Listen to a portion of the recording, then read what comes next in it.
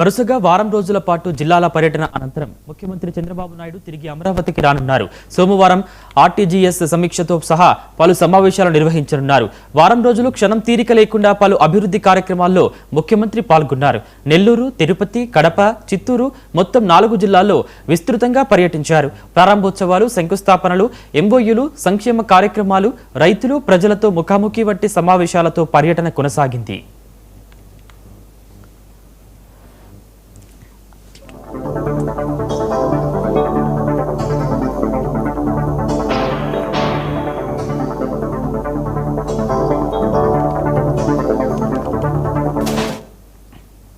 నెల్లూరు జిల్లాలో పేదల సేవలో కార్యక్రమం పూర్తి కాగానే అదే రోజు తిరుపతి జిల్లా సత్యవేడులోని మదన్నపాలెం వెళ్లారు. అక్కడ హీరో మోటార్స్ సంస్థకు చెందిన గ్లోబల్ పార్ట్స్ సెంటర్ 2.0కు ఆ సంస్థ ఎగ్జిక్యూటివ్ చైర్మన్ పవన్ మున్స్తాలో కలిసి శంకుస్థాపన చేశారు. 2వ తేదీ ఉదయం కేంద్ర ప్రభుత్వ ప్రతిష్టాత్మక పథకం బీబీజీ రామ్జీని తిరుపతి జిల్లా రైల్వే కోడూరు నుంచి కేంద్ర మంత్రి శివరాజ్ సింగ్ చౌహాన్, ముఖ్యమంత్రి చంద్రబాబు, డిప్యూటీ సీఎం పవన్ కళ్యాణ్ కలిసి ప్రారంభించారు. బీబీజీ రామ్జీ పథకం ప్రారంభించిన అనంతరం 2వ తేదీ సాయంత్రం సీఎం చంద్రబాబు తిరుపతి చేరుకున్నారు. అక్కడ స్వర్ణాంధ్ర 2047 లక్ష్య సాధనలో భాగంగా ప్రణాళిక శాఖ తిరుపతిలో నిర్వహించిన ఎకనామిక్ ఇంటెలిజెన్స్ ఫర్ గవర్నెన్స్ పేరుతో జరిగిన రాష్ట్ర స్థాయి వర్క్షాప్లో పాల్గొన్నారు. రాయలసీమ ప్రజల చిరకాల వాంఛను నెరవేర్చేలా ఈ నెల 3న కడప జిల్లా జమ్మలమడుగు నియోజకవర్గం సున్నపురాలపల్లిలో Jindal south west Rayalaseema steel plant పనులను ముఖ్యమంత్రి ప్రారంభించారు.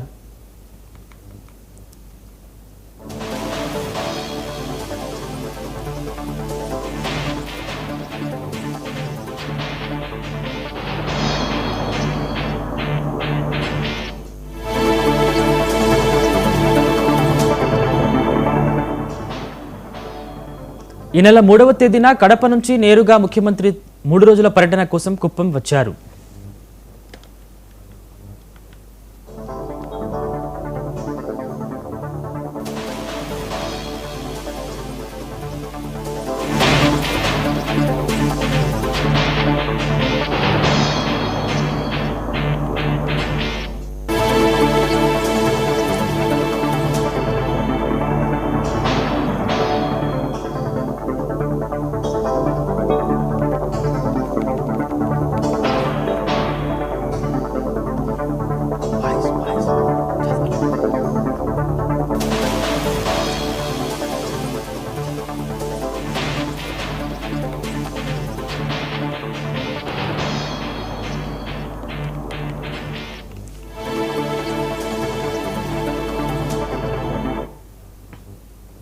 ఈ నెల 3వ తేదీన కడప నుంచి నేరుగా ముఖ్యమంత్రి 3 రోజుల పర్యటన కోసం కుప్పం వచ్చారు.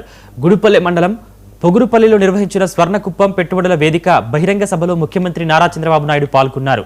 కుప్పం పట్టణాన్ని శరవేగంగా అభివృద్ధి చేసే లక్ష్యంలో భాగంగా 2వ రోజుల పర్యటన అత్యాధునిక మోడల్ బస్ స్టేషన్ డిపో నిర్మాణానికి ముఖ్యమంత్రి చంద్రబాబు శంకుస్థాపన చేశారు.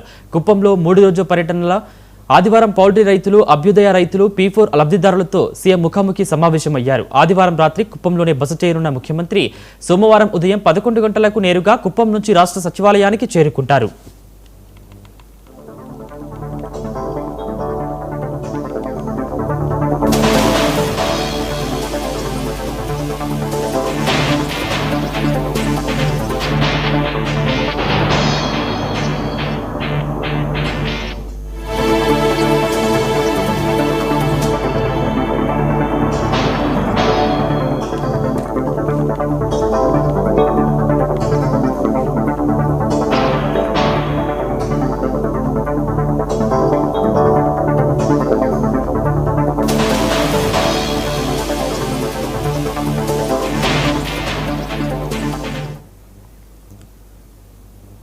ప్రశ్నించే వారి గొంతు నొక్కడానికి